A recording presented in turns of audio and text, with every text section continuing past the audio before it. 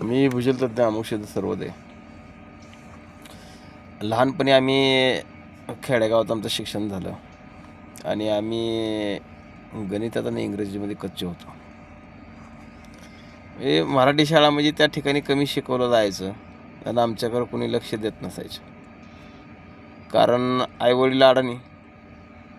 आम्ही शाळेमध्ये यायचं आणि कधी अभ्यासच घेतला नाही, कधी काय, अशा परिस्थितीने आम्ही शिकलेली मुलं होतो. गोट्या खेळायच्या गावात येऊन. दिवसभर कुठं बोरान कुठं काय ना, अशी आमची लहानपणाची शाळा असायची. आणि त्याच्यानंतर आम्ही ज्यावेळेस आमचं प्राथमिक शिक्षण संपलं आणि काय परिस्थिती अशी निर्माण झाली की आम्ही मोहोळा शिकायला जायचं ठरवलं. मोहोळा स्वामी विवेकानंद शाळेमध्ये मी गेलो असताना तिथं पहिलवान मॅडम होत्या. पहिला विषय असा झाला की ज्या टायमाला त्याने फळ्यावर इंग्लिशमध्ये लिहिलं आणि आम्हाला उठवलं. आम्हाला काय वाचता येईना, काय लिहिता येईना, डायरेक्ट आम्हाला धरून ठोकलं. ते आमची शाळाच बंद त्यादिवशी झाली. पुस्तक डायरेक्ट घरी.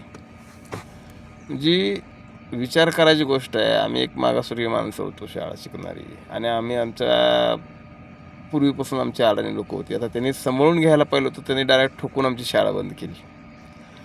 त्याच शाळेमध्ये माझ्या 2 मुली मी शाळेला घातल्या की त्या टायमाला त्या तलबदार सर होते आणि वाघमोडे सर, असे काही सरांनी पिंपरी गावामध्ये आम्ही शेतात राहायला असल्यामुळे त्यांनी स्वतः आले आणि काय मुलं आहेत का आमच्या शाळेत घालताल का, असा विचार करून त्या लोकांनी अगदी अंगणवाडीमध्ये मुली घातल्या होत्या.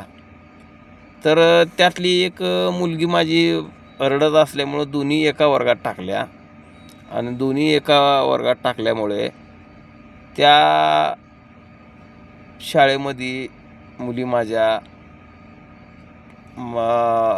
पहिलीमधून पहिलीमधून ज्या शिकत होत्या त्या जवळजवळ 10वीपर्यंत त्या वर्गात मुली शिकल्या. त्यांनी पुस्तकं फुकट दिली आणि शाळेच्या येण्याजाण्याची सोय माफ होती. आणि विशेष करून ती क्रुझर गाडी असायची. त्या क्रुझर गाडीला RTOवाले कित्येक वेळा अडवत असे.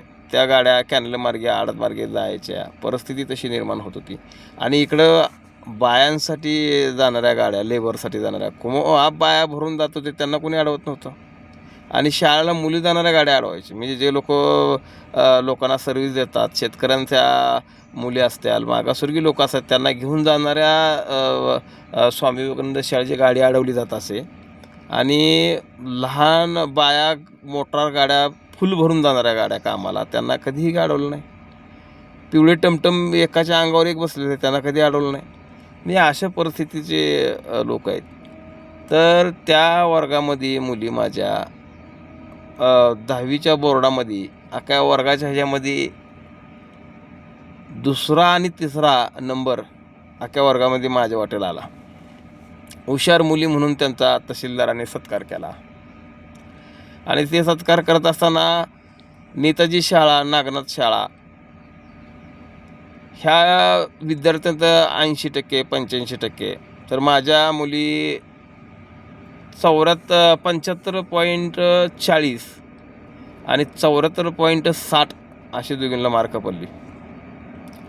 आता हे मार्क पडल्यामुळं मला गुरुजींनी काय सांगितले की तुम्ही सोलापूरला सिद्धूचे कॉलेज आहे, इंजिनिअरिंग कॉलेज आहे, त्या ठिकाणी फक्त मुली आहेत, त्या ठिकाणी तुम्ही टाका.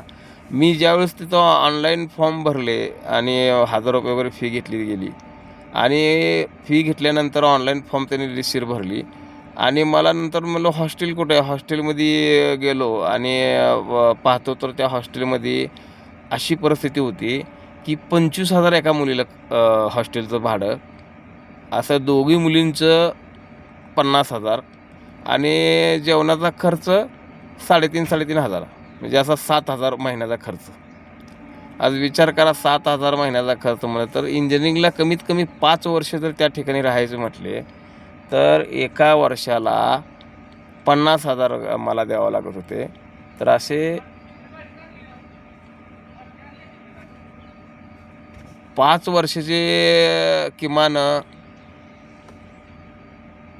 एक 2.5 लाख रुपये फी आणि जेवणाचा 1.5 लाख खर्च. म्हणजे असं टोटल जर बघायला गेलं तर मला ते परवडत नव्हतं.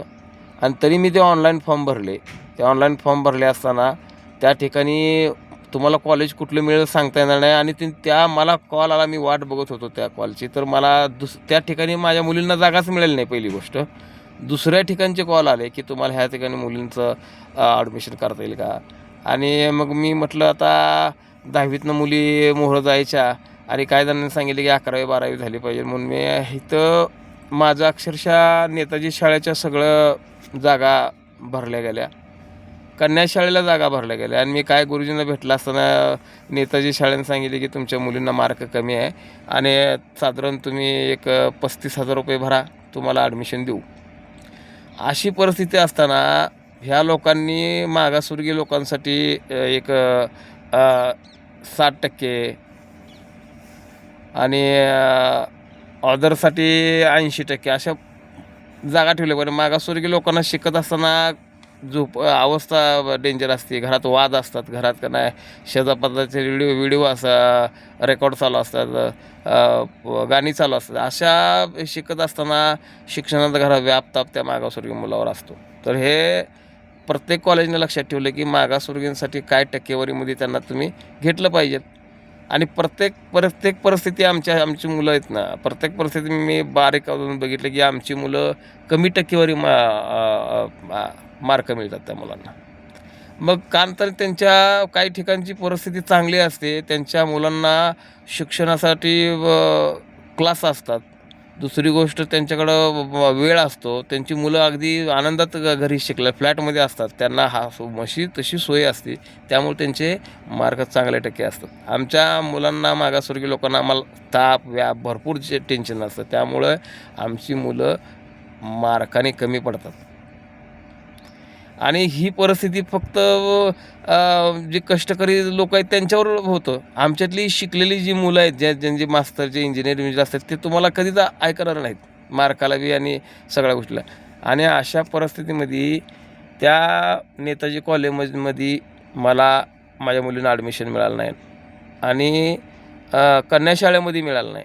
नागनाथ शाळेमध्ये एका मुलीची मी ऑनलाईन फी भरली आणि तिथंही असं सांगण्यात आलं की जागा फुल झाला आहे. आणि एका मुलीचं थोडं बँकेमध्ये प्रॉब्लेम असल्यामुळे तिचे पैसे मी भरू शकलो नाही. तिथं मला साधारण 5,500 काहीतरी फी अशी होती. तर ते मी भरले असताना तिथले चव्हाण सर त्यांनी सांगितलं की तुमच्या मुलीला कॉमर्समध्ये एकीला टाका आणि एकीला सायन्समध्ये ठेवा. आता दोन्ही मुली सायन्समध्ये बसत असताना मी कसं मुलींचं नुकसान करू. तुरंत मी तिथले फॉर्म घेतले आणि मला द्या म्हटलं माझे मुलींचं. आणि मी इकडं गरड कॉलेजला गेलो. गरड कॉलेजची अवस्था अशी आहे की जवळजवळ एका मुलीला 9,18,000 रुपये मला भरावं लागले. आणि आत्ताचे फीसुद्धा त्या ठिकाणी का नाही दोघींच्या मुलीला 12,000 म्हणजे 12,000 24,000 असे जवळजवळ मला 42,000 फी 2 वर्षाची भरावं लागते. मग आम्ही मागासवर्गीयांसाठी आम्हाला त्या शाळेने फी कमी करायला पाहिजे. प्रत्यक्ष ह्याच्यामध्ये त्यांनी साधारण मागासवर्गीय मुलींसाठी तुम्ही 5,000 7,000 अशी फी करायला पाहिजे. प्रत्येक कॅटेगरीला वेगवेगळी फी. ज्यांची परिस्थिती चांगली आहे, ज्यांचं घरी फ्लॅट आहे, घरी पैसे, त्या लोकांना तुम्ही जास्त फी घ्या ना. पण मागासवर्गीसाठी तिथं काही कुठली स्कीम नाही आहे गरड कॉलेजला. आणि माझ्या अंदाजानुसार जी ज्या तिन्ही नागनाथ कॉलेज हे कन्या शाळा आणि नेता शाळामध्ये जी मॅरिटमध्ये मुलं नाही बसत ते फक्त तिथं आहेत. माझ्या अंदाजे 100% मी जर हिसाब केला ना तर ग्रामीण भागामधली कमी टक्केवारीमध्ये मुलं जी आहेत ना ते गरड कॉलेजला आहेत. आणि त्या संस्थानिक लोकांनी त्या त्यांचा फायदा स्वतःचा करून घेऊन जेवढे पैसे भरले जातात ना साहेब, तेवढे पैसे सगळे का नाही त्या कॉलेजला अनामात भरावं लागतात. मग मागासवर्गीय सांगितले आमच्यासाठी काय ठेवले. मग ज्या मुलींचा सत्कार तहसीलदार करतात त्या मुलींच्या वाटेलाही असे कॉलेज येतात.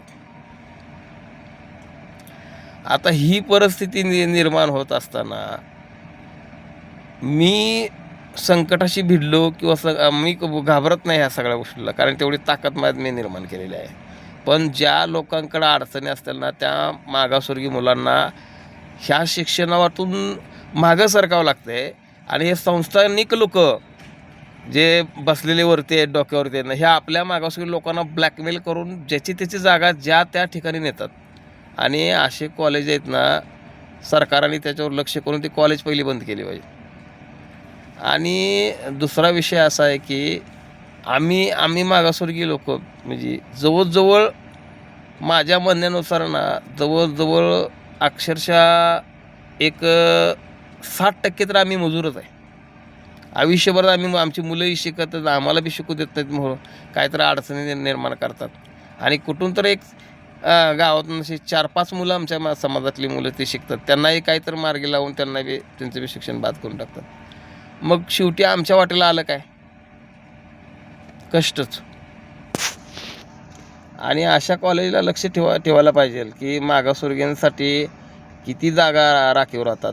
आणि त्या लोकांना हॉस्टेल तिथं सरकारी मिळालं पाहिजे. कॉलेजचं फी मला 1000 रुपये आहे म्हणून सांगितलं, पण माझ्या मुलींच्यासाठी तिथं मागासवर्गीयांसाठी त्याच ठिकाणी हॉस्टेल सरकारने केलं पाहिजे. आणि मगच तुम्ही मागासवर्गीय मुलांना फी माफ केली, मागासवर्गीय मुलींना शिकवलं असेल. तुम्ही मागासवर्गीयांसाठी कुठलीच गोष्ट ह्या देशामध्ये आहे ना, आणि हा अर्ज भरा, तो अर्ज भरा, तिकडून तुम्हाला पैसे मिळतात, तिकडून तुम्हाला कशासाठी आम्ही एवढं सगळं धावपळ, हे एक कागदपत्र काढा, ते कागदपत्र काढा. हे तुम्ही सरासरी आहे ना, आमच्या मागासवर्गीय लोकांना फसवता. जय भीम, जय महाराष्ट्र, जय हिंद.